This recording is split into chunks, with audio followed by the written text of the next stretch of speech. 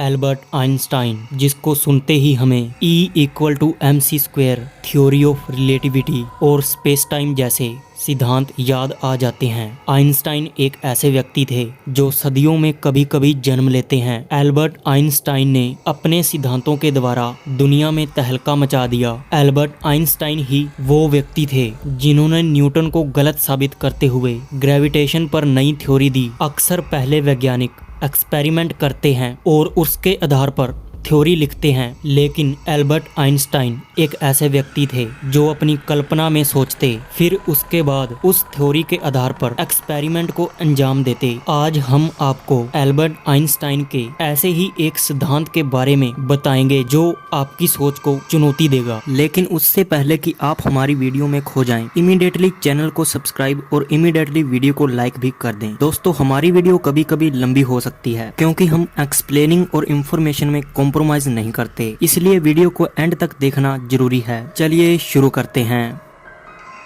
ब्रह्मांड के कण कण में एक चीज विद्यमान है, वो है गति। ब्रह्मांड के कण कण में गति ब्रह्मांड के जन्म से ही शुरू हो गई थी, लेकिन पृथ्वी पर मौजूद लोगों ने गति को भौतिक तरीके से करीब 300 साल पहले पहचाना। जब दुनिया ने गति के नियमों को एक नए नाम से पहचाना, सर आइजैक न्यूटन के गति के नियमों ने इस दुनिया को समझने का एक नया तरीका दिखाया। न्यूटन ने बताया कि कोई भी वस्तु स्थिर या गति की अवस्था में तब तक रह सकती है जब तक उस वस्तु पर कोई बाहरी बल या फोर्स ना लगाया जाए। किसी भी वस्तु पर लगाया गया बल उसकी गति को बढ़ा भी सकता है और घटा भी। दोस्तों, हो सकता है कि आपको शुरू में थोड़ा समझने में प्रॉब्लम हो, लेकिन अगर आप वीडियो को अंत तक देखते हैं तो आपको यह सब कुछ बड़ी ही आसानी से समझ में आ जाएगा। दोस्तों, अब लोगों ने गति को तो समझा, लेकिन फिर एक समस्या सामने आई कि इस गति का निर्धारण कैसे किया जाए। आइए इसे एग्जाम्पल से समझते हैं। जैसे मान लो कि आप रेलवे प्लेटफॉर्म पर बैठे हो और आपका एक मित्र ट्रेन में बैठा है और वो ट्रेन 60 किलोमीटर प्रति घंटे की रफ्तार से आपके सामने से गुजरती है। अब जैसे ही ट्रेन आपके सामने से गुजरी तो आपने देखा कि आपका मित्र भी उस ट्रेन के साथ 60 किलोमीटर प्रति घंटे की रफ्तार से जा रहा है। ठीक उसी समय ट्रेन में बैठा आपका दोस्त देखता है कि ट्रेन में अन्य लोग भी बैठे हैं और वह स्थिर हैं। मतलब ट्रेन में बैठे सभी व्यक्तियों की गति 0 है। यही तो समस्या थी कि ट्रेन की गति का मान किसके आधार पर निर्धारित किया जाए, ट्रेन में बैठे व्यक्ति के अनुसार या प्लेटफॉर्म पर बैठे व्यक्ति के अनुसार। जवाब था कि दोनों अपनी अपनी जगह सही हैं। किसी भी वस्तु की गति का मान इस बात पर निर्भर करता है कि उसका अनुमान स्थिर होकर लगाया जा रहा है या गतिशील होकर। इसका निष्कर्ष यह था कि गति को भी किसी माध्यम की जरूरत पड़ती है। गति का निर्धारण इस बात पर निर्भर करता है कि वह किसके रिलेटिव है। जैसे पृथ्वी अपनी धुरी पर घूम रही है, लेकिन हमें महसूस होता है कि पृथ्वी स्थिर है और हम भी स्थिर हैं, लेकिन अंतरिक्ष से देखने पर हमें पृथ्वी घूमती हुई नजर आएगी। पृथ्वी से सूर्य हमें स्थिर लगता है, लेकिन अगर आकाशगंगा की दृष्टि से देखा जाए तो सूर्य मिल्की वे गैलेक्सी की परिक्रमा कर रहा है। 17वीं सदी में भौतिक विज्ञान में रिलेटिविटी का पहला सिद्धांत दिया गया कि स्थिर या एक समान गति की अवस्था में फिजिक्स के नियम नहीं बदलेंगे। आसान भाषा में कहें तो प्लेटफॉर्म पर बैठे आप अगर फिजिक्स का कोई प्रयोग कर रहे हैं और उसी प्रयोग को गतिशील ट्रेन में बैठा आपका दोस्त भी कर रहा है, तो ऐसे में दोनों के परिणाम समान होंगे। न्यूटन के समय से चली आ रही इस क्लासिकल थ्योरी ऑफ रिलेटिविटी नामक सिद्धांत को 19वीं सदी में आकर चुनौती मिली। जब मैक्सवेल नामक वैज्ञानिक के सिद्धांतों पर प्रयोग किया गया तो पाया कि ब्रह्मांड में एक ऐसी भी गति मौजूद है जो किसी के साथ सापेक्ष नहीं बल्कि निरपेक्ष है, यानी उसका मान स्थिर है। वो है प्रकाश की गति, जिसका मान 3 लाख किलोमीटर पर सेकंड है। माइकलसन और मोरले नामक वैज्ञानिकों ने यह सिद्ध किया कि प्रकाश की गति किसी भी माध्यम पर निर्भर नहीं करती। अब चाहे प्रकाश की गति को स्थिर होकर देखो या किसी तेज चलने वाली ट्रेन में बैठकर।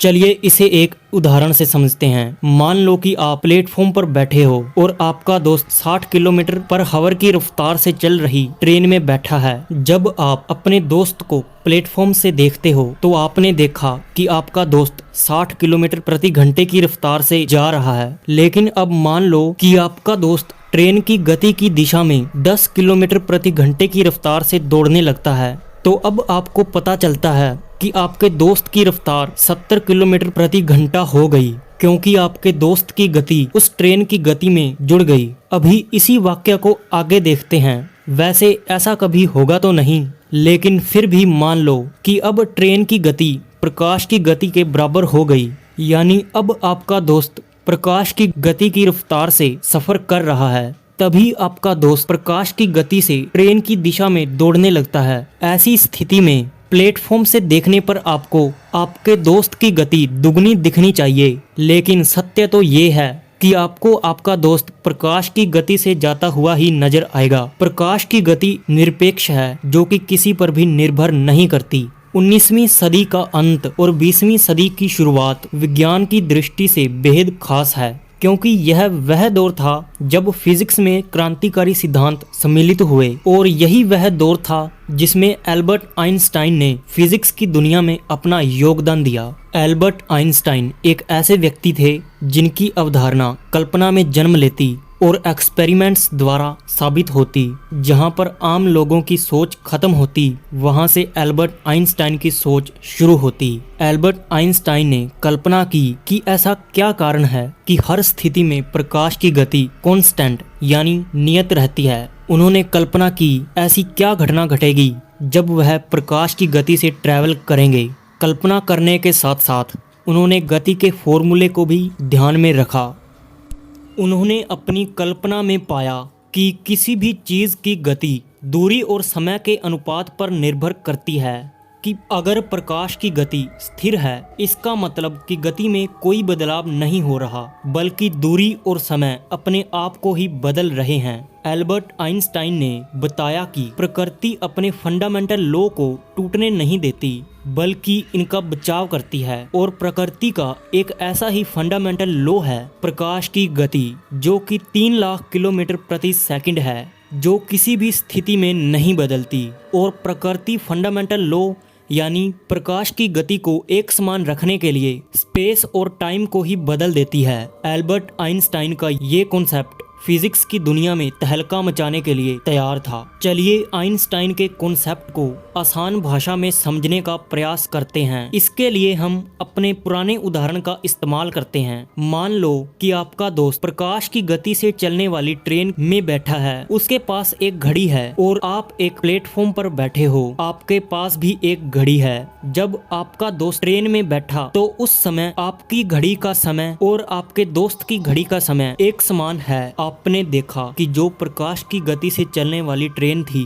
उसकी लंबाई बहुत कम हो गई है, और ट्रेन में जो आपके दोस्त के पास घड़ी है, उसका समय आपकी घड़ी की अपेक्षा बहुत धीमी रफ्तार से चल रहा है। इसका कारण है कि प्रकृति अपने फंडामेंटल लॉ को टूटने से बचा रही है। इस वजह से ट्रेन की गति प्रकाश की गति के बराबर रखने के लिए स्पेस और टाइम दोनों को ही बदल दिया, यानी ट्रेन की लंबाई और ट्रेन में मौजूद घड़ी का समय दोनों ही बदल गए। यह घटना तो आपने प्लेटफॉर्म पर खड़े होकर देखी। वहीं दूसरी ओर जो आपका दोस्त ट्रेन में बैठा है, उसके लिए कोई भी बदलाव नहीं हुआ। मतलब ट्रेन में बैठा आपका दोस्त ऑब्जर्व करता है कि ट्रेन की लंबाई वही है जो पहले थी, और उसके पास जो घड़ी है उसमें कोई बदलाव नहीं हुआ है। मतलब आप प्लेटफॉर्म से देख रहे हो कि आपका दोस्त जिस ट्रेन में बैठा है उसकी लंबाई भी कम हो गई और समय भी धीमा हो गया, लेकिन आपके दोस्त के नजरिए से सब कुछ नॉर्मल चल रहा है। लेकिन आप दोनों ही अपनी अपनी जगह सही हो।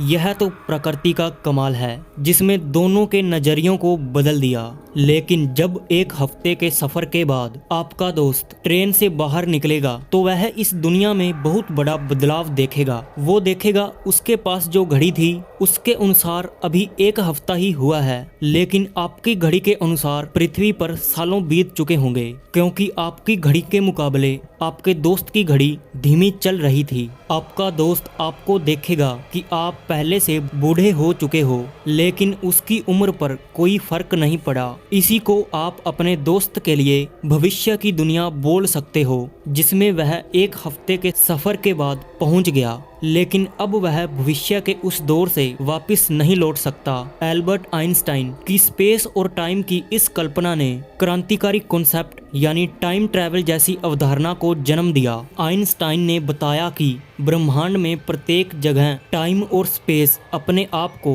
परिस्थिति के अनुसार बदलते रहते हैं। एल्बर्ट आइंस्टाइन ने स्पेस और टाइम का यह कॉन्सेप्ट मैथमेटिकली इक्वेशंस के आधार पर सिद्ध कर दिया, लेकिन इस पर प्रशिक्षण करना अभी बाकी था। 1977 में नासा ने सैटेलाइट में कुछ घड़ियां लगाकर छोड़ी, जिनका समय पृथ्वी की घड़ियों के समान सेट किया गया था, लेकिन अंत में जाकर सैटेलाइट की घड़ियों का समय पृथ्वी पर मौजूद घड़ियों की तुलना में धीमा चल रहा था। हालांकि इनमें काफी ज्यादा अंतर नहीं था, लेकिन कहीं ना कहीं एल्बर्ट आइंस्टाइन के सिद्धांत को यह सपोर्ट करता है। हमारे इतना विकसित होने के बावजूद भी हमारे पास ऐसी टेक्नोलॉजी नहीं है जो आइंस्टाइन के सिद्धांत को साबित कर पाए, क्योंकि आइंस्टाइन के सिद्धांत को साबित करने के लिए हमारे पास प्रकाश की गति से चलने वाला यान या स्पेसशिप होना चाहिए, जो कि हमारे लिए अभी असंभव है। 1905 के आसपास इस इंसान ने एक इक्वेशन दी जो हमेशा के लिए उनके नाम से जुड़ गई, E=mc²।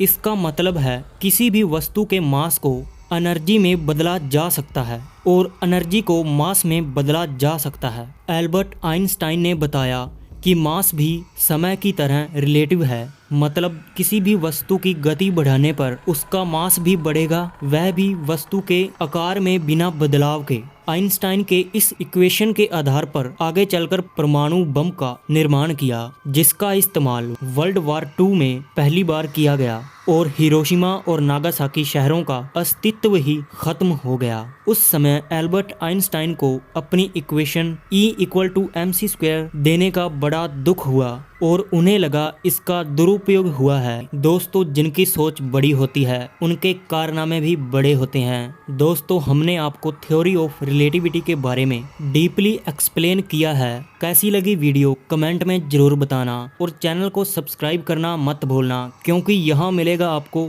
साइंस, मिस्ट्री और नॉलेज का ओवरडोज। मिलते हैं नेक्स्ट वीडियो में, तब तक के लिए गुड बाय।